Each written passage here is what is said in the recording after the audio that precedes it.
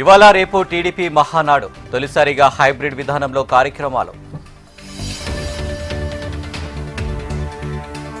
కర్ణాటక రాజకీయాల్లో కీలక పరిణామం. సీఎం పదవికి రాజీనామాకు సిద్ధపడిన సిద్ధరామయ్య.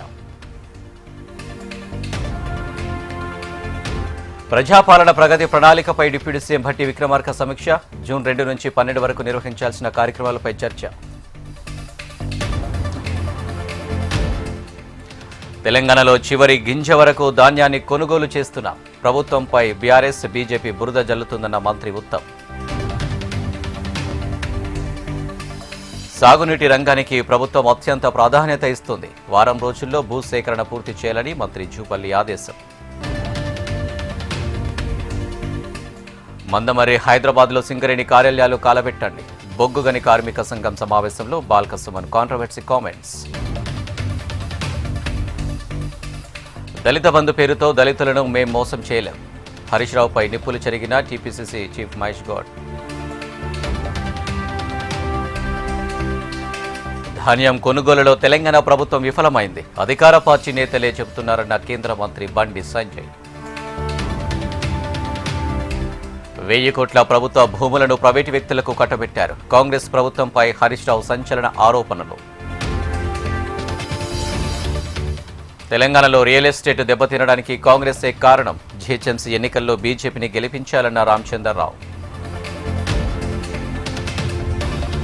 ఏపీ డిప్యూటీ సీఎం పవన్తో సినీ నిర్మాతల భేటీ. పెద్ద సినిమా విడుదలకు ఎలాంటి ఇబ్బందులు లేవని వెల్లడి. ఇవాళ పార్టీ ముఖ్యులతో వైసీపీ అధ్యక్షుడు జగన్ సమావేశం. త్వరలో జరగనున్న స్థానిక సంస్థల ఎన్నికలపై పార్టీ వ్యూహరచన.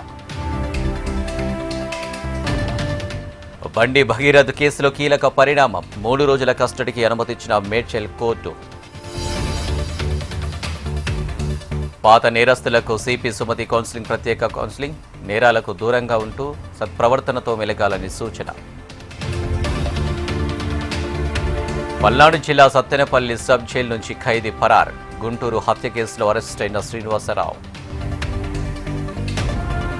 తెలంగాణలో పలు జిల్లాల్లో వర్ష బీభత్సం. కొనుగోలు కేంద్రాల్లో తడిసిన వరి ధాన్యం, మొక్కజొన్న పంటలు. మావోయిస్టు అగ్రనేత నరహరి సరెండర్. లొంగిపోతే సాయం అందిస్తామన్న తెలంగాణ డీజీపీ. వరంగల్ జిల్లా లక్ష్మీపురం శివార్లో వివాహిత హత్య కేసులో పురోగతి. మృతురాలి ప్రియుడు పాండవుల సురేష్ను అరెస్టు చేసిన పోలీసులు. తిరుపతిలో వైభవంగా గోవిందరాజ వార్షిక బ్రహ్మోత్సవాలు. గోవింద నామస్మరణల నడుమ ఆధ్యాత్మిక కాంతులతో మాడవీధులు.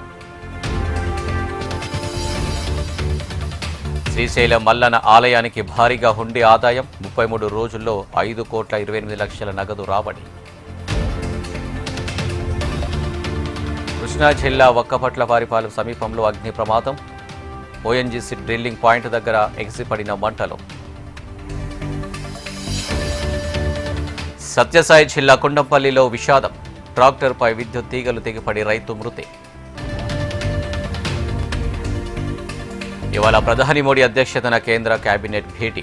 పశ్చిమాసియాలో నెలకొన్న తాజా పరిస్థితులపై చర్చ. ఫైనల్స్లోకి దూసుకెళ్లిన Bengaluru Royal Challengers. Gujarat Titans పై 92 పరుగుల తేడాతో ఆర్సీబీ ఘన విజయం.